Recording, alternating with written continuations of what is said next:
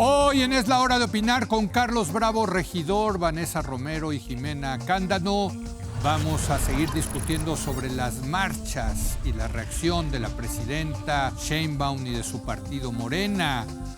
Después, con Valeria Moy, voy a examinar en qué condiciones se encuentra el mercado laboral, en particular el asunto de la informalidad. Así que quédese aquí en N+ Foro, que ya comenzó la Hora de Opinar.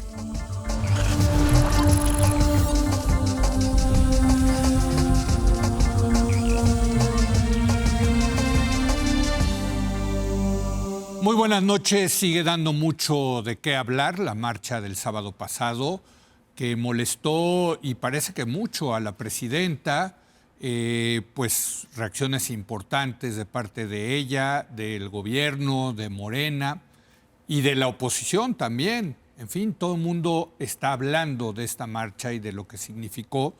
Uno de los temas que han salido es que tanto era una marcha genuinamente organizada por la llamada generación Z, es decir, jóvenes. Muchos tienen dudas al respecto, otros no. En fin, vamos a seguirlo debatiendo el día de hoy con Carlos Bravo, regidor. Carlos, buenas noches. ¿Cómo están? Buenas noches. Vanessa Romero, muy buenas noches. Y en esta ocasión nos acompaña Jimena Cándano. Ella es directora ejecutiva de Fundación Reintegra.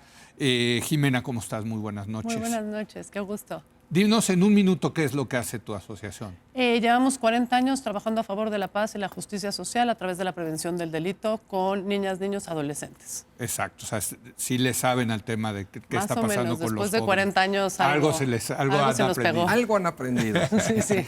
Déjame empezar contigo, Vanessa, porque parte del tema es, no, hombre, los jóvenes no fueron los que marcharon, lo dijo la propia presidenta.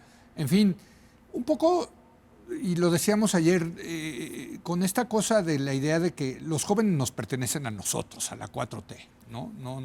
No pueden, se les hace inconcebible que haya jóvenes que no estén de acuerdo con la 4T. ¿Cómo ves? Bueno, yo creo que vi el programa de anoche y yo creo que la crítica no va por ahí, pero déjame comienzo con lo esencial, Leo. Yo creo que toda marcha, toda manifestación es legítima y que desacreditarla por los convocantes o por quienes participan en ella solo enturbia el análisis. Creo que cada marcha es parte del termómetro social y nos permite ver hartazgos reales, apoyos. Entonces me parece que eso pues, es solamente una salida fácil. Ahora le entro al tema de los jóvenes porque le entraré, pero lo que sí creo que nos entregó la marcha del sábado es una radiografía de la oposición. Primero, creo que nos deja al descubierto lo desacreditada que está precisamente porque se tienen que escudar en los jóvenes. No lo tiene que decir la presidenta, no lo tiene que decir nadie aquí, para saber que fue una minoría de jóvenes la que acudió a la marcha del sábado. Digo que nos deja ver eso, lo desacreditada que está la oposición, porque uno solamente necesita esconderse en otras caras, en otras figuras, en otros movimientos, sea sociedad civil organizada, Marea Rosa, Marea Negra, Piratas Jóvenes, porque sabe que su marca principal ya no moviliza, ya no convoca. Creo que también la marcha deja ver muy claramente la desarticulación de la oposición, precisamente porque no vimos un vocero, no vimos un orador, no vimos un líder, no vimos propuestas específicas. Al Zócalo, ¿no? Vaya, pero aún en la convocatoria. No, pero tienes razón. Y luego es un movimiento que, se intenta disfrazar de la generación Z, de este cómic japonés One Piece. Interpretando todo mal lo que ese cómic, esa historia representa para los jóvenes. Interpretan mal las señales, las metáforas, utilizan mal estos letreros de se busca. Vaya, creo que manifestó el desorden que hay dentro de la oposición y esa desarticulación. Creo que también deja al descubierto cómo ante la desesperación optan por la mentira. Creo que en muchas marchas yo no había visto la cantidad de mentiras difundidas en redes y en diversos medios de comunicación, señalando, por ejemplo, que en la marcha había francotiradores, utilizando imágenes de marchas de Morena como esta marcha multitudinaria de noviembre de 2022 para referirse a cuán nutrida estuvo su marcha. También creo que nos dejó ver cuán enojada está la oposición. Yo acudí a la marcha como observadora y lo que vi no lo había visto antes. Vi consignas muy violentas, vi mucho enojo, vi unos insultos hacia Morena, Bueno, pero sobre todo... gritándole a la presidenta asesina. Y muchas cosas también muy ofensivas que vaya yo ni siquiera me atrevo a repetir aquí, cosas que también le empezaban a decir a Andrés Manuel López Obrador en esa marcha, creo que era en defensa del INE, también en el 2022, muy ofensivas. Uno, nada más de pararse al inicio de esa marcha, no lo sorprende el derrotero final que tuvo una marcha. Pero eso te dice algo. Sumamente, sí, solamente hago referencia a la radiografía que nos permite ver esa marcha y es como la oposición está sumamente enojada y está sumamente desarticulada y sin protestas y para terminar, y sin propuestas. Y finalmente, para terminar, también nos deja ver su falta de derrotero ideológico. Y me sorprendió mucho, creo que es casi ofensivo para algunas personas ver cómo se pusieron el sombrero de Carlos Manso. Manifestantes mayormente de derechas se montaron en el discurso de Carlos Manso, de nuevo un hombre de izquierdas, para hacer que su voz fuera escuchada. Sin importar quién era, que era un hombre humanista, que apoyaba la solidaridad, que apoyaba darle su voz a los más desprotegidos, se montaron en su bandera y fueron más allá, llevaron a su abuela. Si uno ve con rapidez la historia... A la abuela de Carlos Manso. A la abuela de Carlos, Sí. A la abuela de Carlos Manso. Si uno ve la historia de Carlos Manso rápidamente, podría ver que el hombre hubiera estado profundamente ofendido si hubieran puesto a su abuela a marchar junto con los beceros de Ricardo Salinas Pliego. Bueno, Jimena, ¿tú cómo ves esta supuesta marcha de los jóvenes? A mí primero me gustaría decir que, justo también oyendo el programa de ayer, yo sí creo que lo que tiene muy sorprendida a Morena y a la presidenta es que creen que los adolescentes y los jóvenes son su monopolio, porque la izquierda cree que los jóvenes y los adolescentes están de su lado. En realidad yo creo que los jóvenes y los adolescentes están en contra del status quo. Totalmente. Y ese es un tema de toda la vida. Son contestatarios. Son contestatarios a todo. Y hoy los jóvenes crecieron ya en este régimen de Morena. Y están totalmente borrados. Y no digo que solo sea en este régimen, o sea, nos vamos para atrás, ¿no? Pero en este muy en particular, las políticas públicas de este gobierno han sido, te doy dinero. Y para un adolescente y un joven, el decirle, tú solo vales 1,500 pesos al mes, ¿no? Ahora vengo con el plan Michoacán y te aumento para que te alcance para pagar el autobús, es algo muy frustrante. Porque ellos lo que quieren es retarse. Ellos lo que quieren es demostrar que pueden, decir hasta dónde, aprender dónde está su límite y romper las reglas. Ese es parte del crecimiento del cerebro, es parte de la neurociencia, es parte de ser adolescente, ¿no? Entonces, han sido borrados en políticas públicas, han sido borrados en el discurso. Nosotros en Reintegra acabamos de hacer estudios de opinión. La gente no quiere saber de los adolescentes porque les retan, los consideran lo peor de lo peor. Y con eso sumamos a jóvenes, ¿no?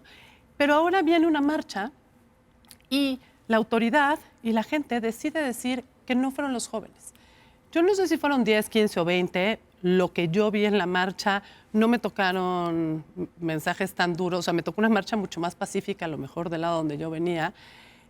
No llegamos hasta 5 de mayo porque la gente venía corriendo de regreso y pues ya no nos rifamos. Pero lo que sí es una realidad es que si desde la autoridad puedes decir que los adolescentes son manipulables, que los jóvenes son manipulables, que los está engañando la derecha, la izquierda, internacional, nacional, estás abriendo una puerta hacia la violencia, ¿qué es lo que después ves? O sea, los adolescentes son tontos, no pueden tomar decisiones, los jóvenes se dejan manipular. Y a mí me encantaría saber quién logra manipular, dejémonos las cifras, pero a 3,000 jóvenes que se paren de la cama y dejen el celular. Jóvenes que crecieron en pandemia, que han crecido atrás de un teléfono, que se sienten incómodos conviviendo en sociedad. Y en la violencia. Y en la violencia. Pero para ellos salir no es como para nosotros salir. O sea, nosotros todavía, aunque traemos el fantasma del 68 encima, fuimos una generación que hemos salido, bueno, yo he ido a millones de marchas, he llevado a mis hijos a marchas.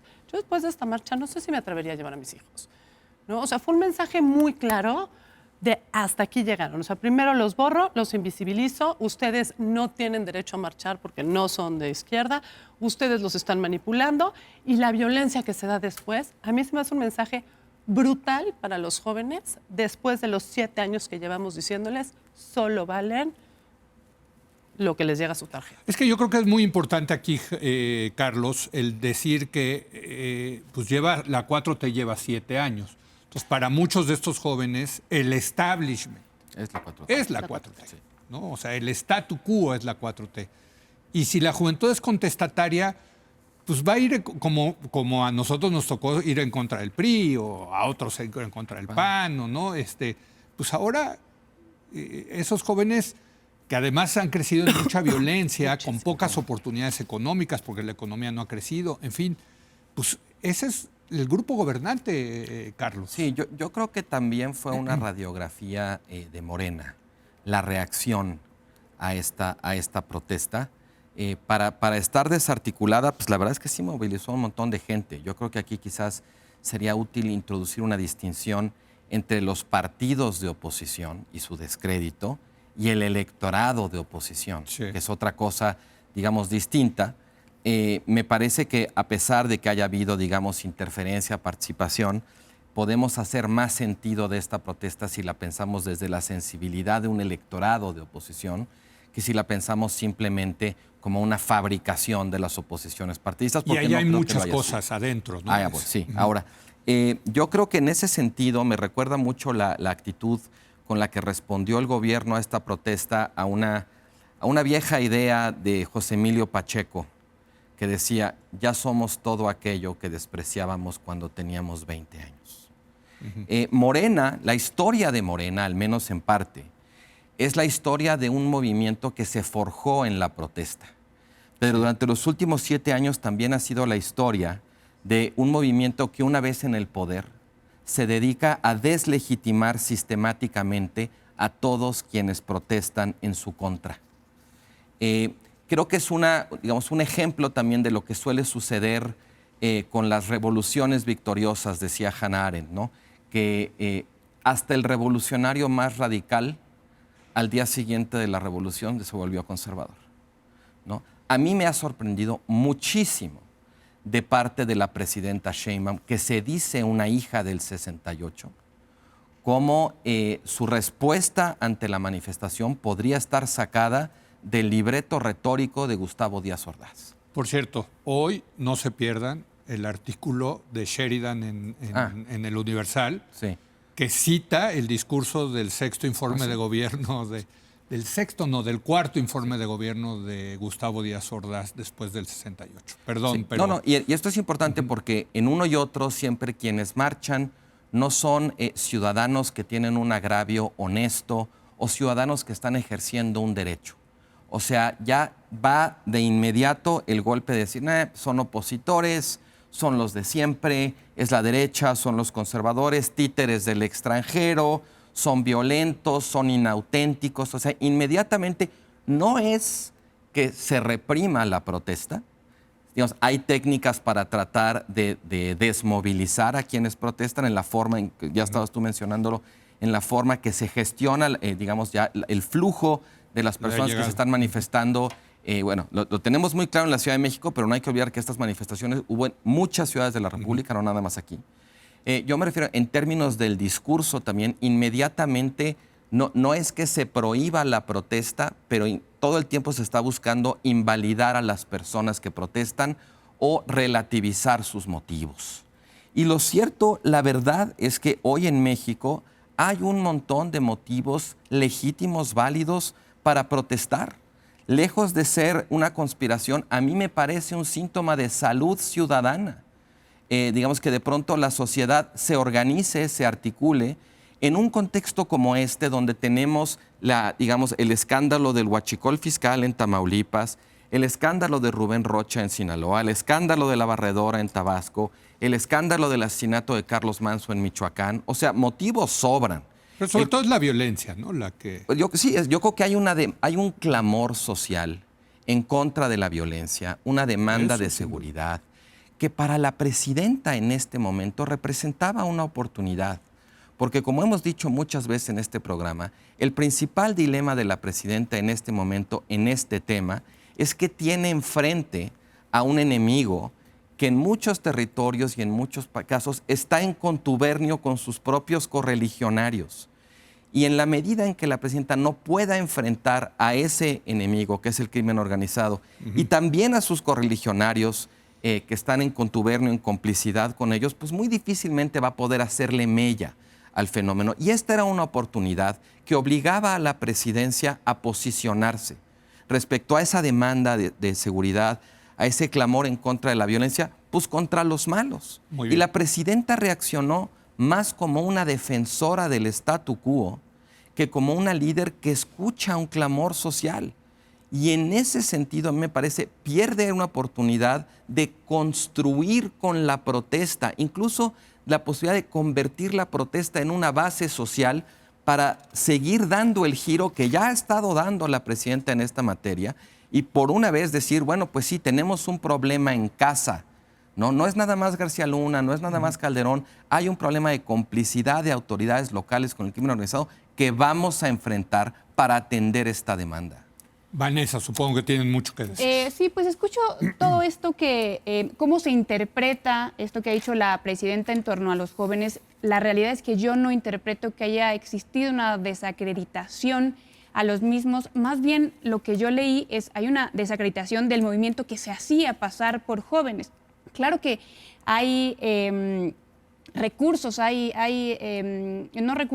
peticiones pendientes y elementos pendientes de esta administración, de este gobierno con los jóvenes.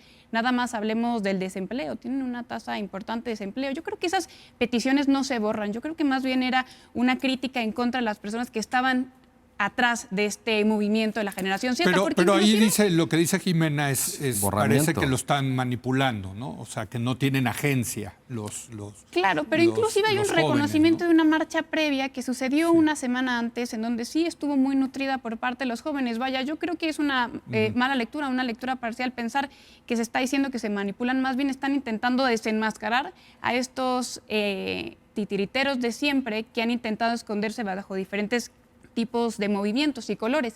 En torno a la respuesta de la presidenta y de este gobierno ante la crisis de Michoacán, pues lo que pasa es que ya la discutimos aquí la semana pasada. Sí. Por cierto, sigue habiendo problemas en Michoacán. Reconocieron que que es un problema actual, que es responsabilidad de esta administración, independientemente de quién sea el causante, que eso ya no es, hay un recurso retórico válido que inclusive a la mayoría de la población le resultó chocante y que tienen que hacerse cargo de él. Pero quiero hacer referencia a lo que señala Carlos en torno a la diferencia de los partidos de oposición y el electorado de oposición, porque él tiene razón en el sentido de que hay un electorado con motivos válidos de protesta. Y en ese sentido yo creo que la oposición que conocemos, la oposición formal que conocemos, pues le hace un flaco favor al país montándose en el discurso de Carlos Manzo, porque lo que sí creo que provocó este fatal homicidio es hacernos ver, sacarnos de un bucle del que veníamos dándole vueltas y vueltas y vueltas, en donde teníamos una disyuntiva pues, de la que no podíamos salir, y era oposición tradicional o Morena. Parecía que no podíamos salir de esa disyuntiva, de ese bucle, y lo que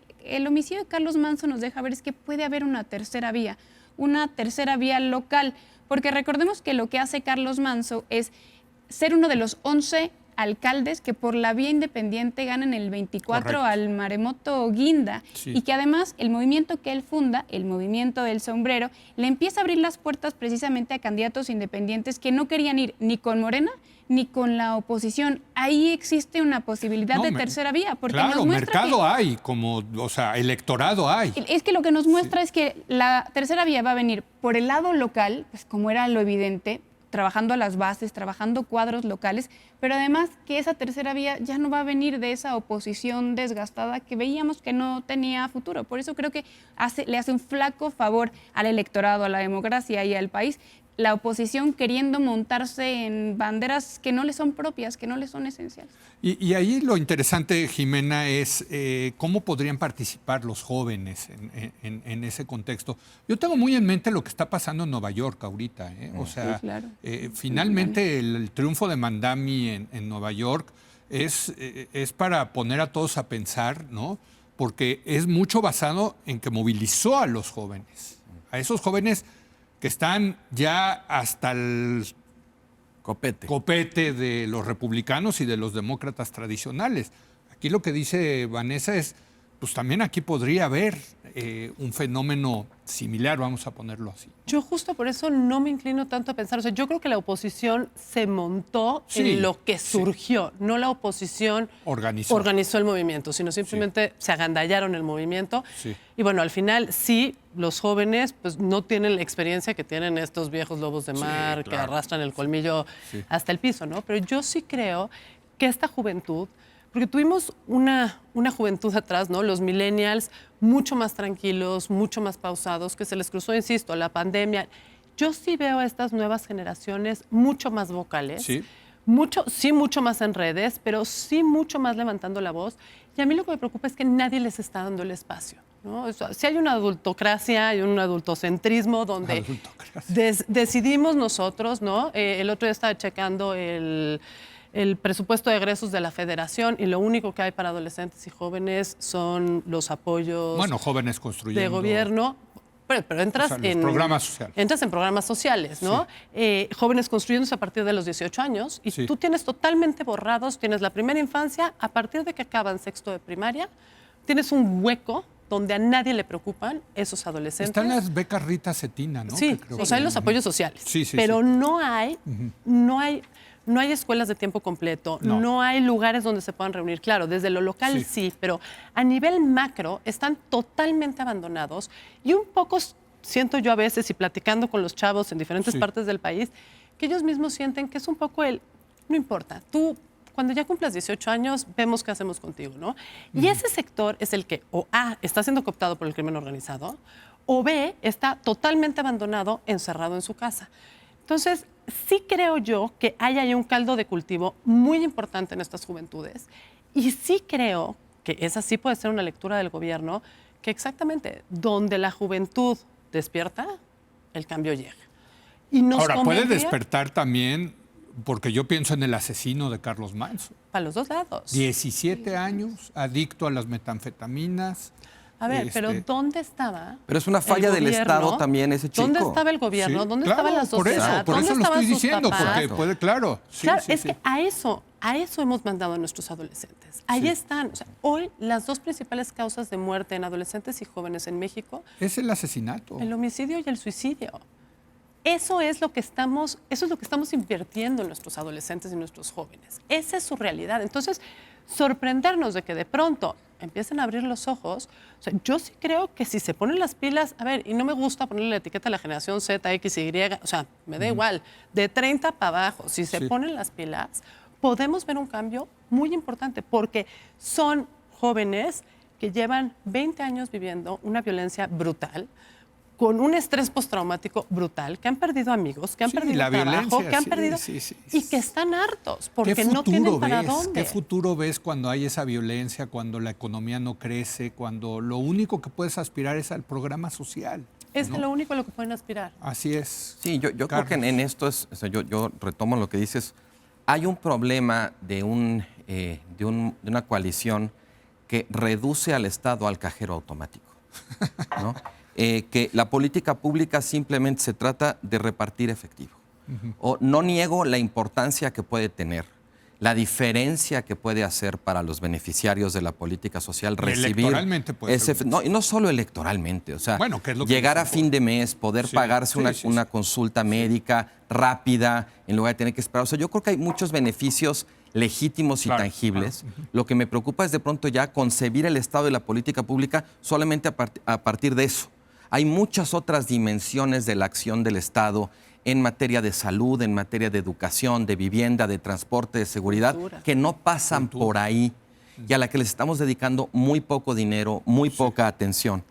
Y hablando, digamos, de esto de la atención, a mí me frustra mucho que de pronto la discusión se vaya o a cuestionar la autenticidad de la marcha o de quienes marcharon o a la violencia, porque siento que ambas son maneras de no ocuparse de lo importante, que es que hay motivos, hay causas y hay un malestar real.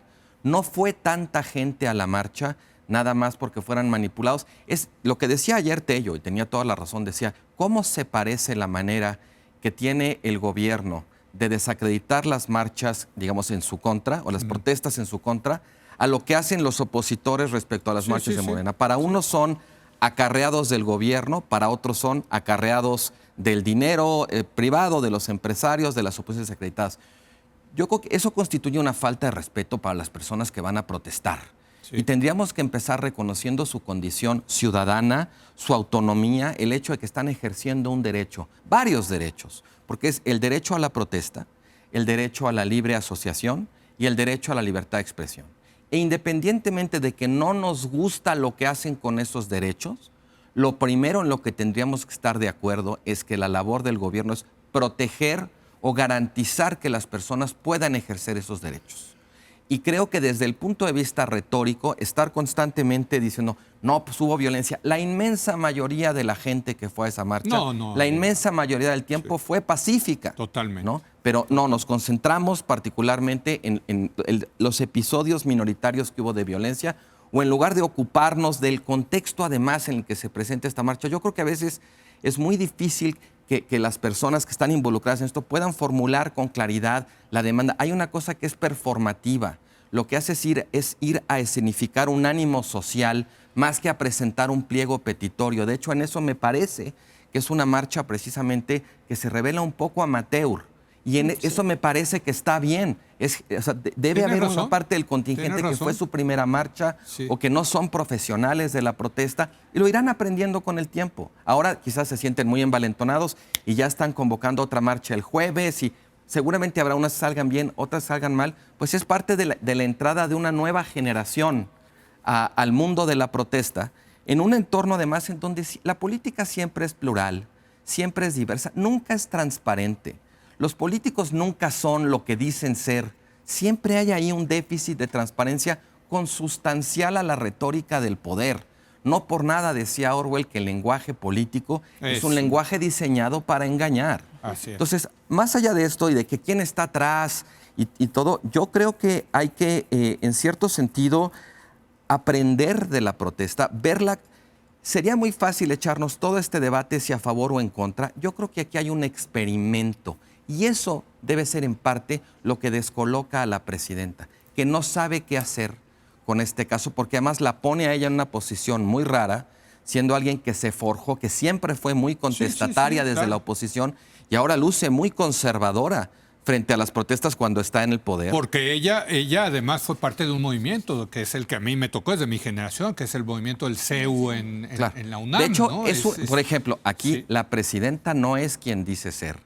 Porque en realidad ella no es una hija del 68. No, ella es una hija del CEU. Pero claro que los políticos de un lado y del otro siempre están buscando los recursos para ser más atractivos, para ganar más credibilidad, para apelar con más eficacia, digamos, a esta sensibilidad que se expresa, digamos, en la política. Entonces ya sabemos que todos ocupan esas reglas y es muy problemático el análisis que solo ve cuando lo hacen algunos, pero no cuando lo hacen otros. Lo hacen todos y es parte del juego natural de la política democrática. Bueno, vamos a dar una última vuelta de conclusiones muy interesantes, porque son muchos temas, la verdad, los que están involucrados con esta marcha. También hay que decir, la marcha sirvió para que dejáramos de hablar de Michoacán, por cierto, donde siguen los cocolazos durísimos, o sea, 7 narcobloqueos esta semana, en fin. Pero lo que pasa es que yo siento que esto de la marcha sí está sacando cosas muy interesantes de cómo está la política nacional en este momento, Vanessa. Primero, aclarar que Jóvenes Construyendo el Futuro no es un programa de transferencias directas, sino un programa de inclusión laboral de los jóvenes. Es un programa distinto. Después, aquí partimos de la premisa de que fueron los jóvenes los que convocaron. Y yo creo que, independientemente de que aquí reconozcamos que las causas por las cuales se movilizó la gente son válidas, vaya, que pueden tener disconformidades con el gobierno y tienen el derecho a manifestarse, creo que también hay que hablar de otros elementos de la ecuación y el elefante blanco de la habitación, y es quién estuvo en esa marcha. Y aquí quiero hacer referencia a este señor, dueño de la segunda televisora más importante del país, que por cierto, 2 días antes de la manifestación, era condenado después de años de procesos judiciales por la nueva Suprema Corte de Justicia de la Nación a pagar buena parte de su fortuna, 40,000 millones de pesos. Entonces, yo creo que eso no puede ser casual. El señor fue uno de los principales actores de la marcha.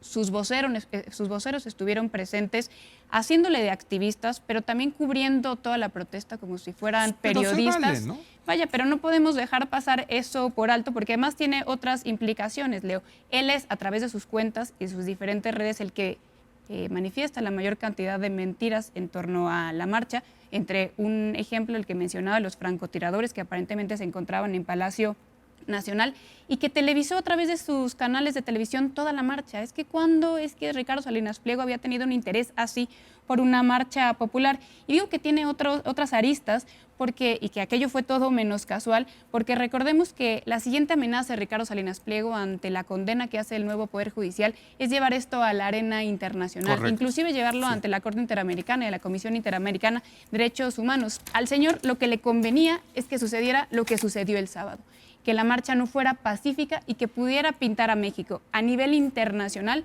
como un país violento, como un país en el que se reprime. Yo creo que toca ser muy ingenuo para no ver la relación entre una cosa y la otra. Muy bien, una última conclusión, por favor, Jimena. Yo te diría que en el mundo hemos visto que son las juventudes quienes hacen el cambio y nos regresan la esperanza. Y yo creo que es momento, o sea, los jóvenes son el presente de México y es momento de abrirles la puerta y sentarlos en la mesa. Creo que es un grave error. No me quiero meter a quién organizó y quién no. O sea, Pero te puedo hacer una pregunta, porque sí, creo que es, o sea, porque tú dices hay que sentarlos en la... A mí me encantaría traerlos y platicar con ellos. No sé quiénes son. pero es que ¿Sí no me entiendes? es... O sea, no hay como en el movimiento Yo Soy 132, que había No, A ver, pero dale yo no- tiempo, 5 o 6. dale tiempo. Bueno, por Pero eso. además yo no hablo Ajá. de estos jóvenes. Sí, sí, o sea, sí. yo no hablo de la marcha y los 5, 10 o 3 millones que fueron a la marcha. Sí. Yo hablo de los jóvenes en general. Sí, sí. O sea, ahora hemos estado intentando armar un parlamento de adolescentes con la Cámara de Diputados y ha sido un suplicio, porque es, bueno, traigan oradores. No queremos oradores. Queremos sacar una convocatoria y que vengan los adolescentes que quieran hablar, Sí. que quieran decir cuáles son las soluciones a sus problemas, porque ¿Cómo se sienten? Claro. ninguna comunidad conoce tan bien las soluciones como la comunidad que tiene el problema. Y son Sí. los jóvenes quienes piensan fuera de la caja. Nosotros, ni modo, ya estamos obsoletos y pensamos con lo que aprendimos y con lo que crecimos. Entonces, yo no hablo de los jóvenes que marcharon ayer yo hablo de los jóvenes en general. O sea, habría que hacer un esfuerzo por sentarlos en la mesa de la política pública. Habría que hacer un esfuerzo por escucharlos, habría que hacer un esfuerzo por abrirles la puerta, porque ellos están deseosos de hacerlo. Si tú llegas y te sientas al lado de cualquier chavito entre los 13 y los 25 y le preguntas qué quieres, tienen millones de ideas. Es tener voluntad. Es que dices las edades de mis hijos, de hecho, ¿no? En ese rango. Y la verdad sí tienen... Tienen voluntad. Pero no sé si sea problema de... A ver, pero yo en mi además- casa es la hora de opinar todos los días, así que... Yo además te voy a decir, ¡Qué te voy a poner un distopía! ejemplo. Exacto, O sea, a mí me tocó ser parte de Todos Somos Juárez, ¿no? Sí. En el 2010. Sí. Y cuando acabamos de planear las mesas de empresarios, economía, seguridad, ¿no? Llegaron un grupo de 5 chavos y nos dijeron, ¿dónde vamos nosotros? Nadie nos tomó en cuenta. Y fue como, híjole, ¿cómo se nos olvidó si nosotros también somos jóvenes? A ver, bueno, ¿qué les parece si lo hacemos transversal, no? Escojan a un chavo en cada mesa. Sí. El resultado fue maravilloso. Los únicos que traían el eje transversal fueron los jóvenes. Los únicos que lograron juntar todas las mesas, hacer un esfuerzo y a partir de ahí construir en Ciudad Juárez fueron los jóvenes. Y mientras ese grupo de jóvenes, que claro que fue mutando y fueron llegando unos nuevos y otros viejos, mientras ese grupo de jóvenes estuvo presente en las mesas de Ciudad Juárez y la estrategia de seguridad fue avanzando. Cuando ellos desaparecieron, se fue para atrás. Eso deberíamos de estar haciendo hoy a nivel municipal, estatal y federal. Sí, yo me pregunto si, por ejemplo, ahora en el plan Michoacán los tomaron en cuenta. No Tomando en volvió a cuenta que el asesino de Carlos Manzo fue un chavito de 17 años. O sea, ahí están. Esa es la carne de cañón, ¿no? Son la carne de cañón. Así es. Mira, Una Leo, última yo conclusión, creo Carlos. que la participación de figuras de la oposición o de Salinas Pliego, en fin, toda esa gente que se quiso montar en la protesta, no desvirtúa la protesta, los desvirtúa a ellos por tratar de apropiársela. Yo creo que en este sentido no es que hayamos dejado de hablar, Leo, de los temas que están en el fondo de esta protesta, la corrupción o el contubernio criminal, sino que de alguna manera nos hemos dejado distraer de eso por la propia reacción del gobierno, ¿no? por los propios intentos de llevar la narrativa en otra dirección. Yo quiero insistir mucho en el hecho de que hay una coyuntura, hay un entorno en el cual estalla esta protesta que tiene que ver con escándalos de corrupción y escándalos de violencia. Hay una protesta que se expresa en ese sentido. Y a mí lo que me parece muy lamentable es la incapacidad de escuchar que está demostrando el gobierno, un gobierno que se forjó además también en la protesta social. Claudia Sheinbaum decía ayer, no, pues a mí estas cosas no me debilitan, al contrario, yo estoy más fuerte. Yo creo que no. Yo creo que en la medida en que la presidenta no quiera reconocer y entrarle al toro por los cuernos de la corrupción que hay en su propia coalición y del contubernio criminal, su gobierno va a ser cada vez más débil y cada vez más conservador. Bueno, pues ahí está. Les agradezco muchísimo. Gracias, Carlos. Gracias, Vanessa. Encantada. Y muchísimas gracias, Jimena, Muchas por gracias. haber venido. Gracias. Voy a hacer una pausa y voy a hablar de un tema relacionado de esto, que es el tema laboral. ¿Cómo está el tema de los trabajos en México? En particular la informalidad laboral, que es mucha de la salida que tienen los jóvenes hoy en día en materia económica. Regresamos con Valeria Moy en un momento.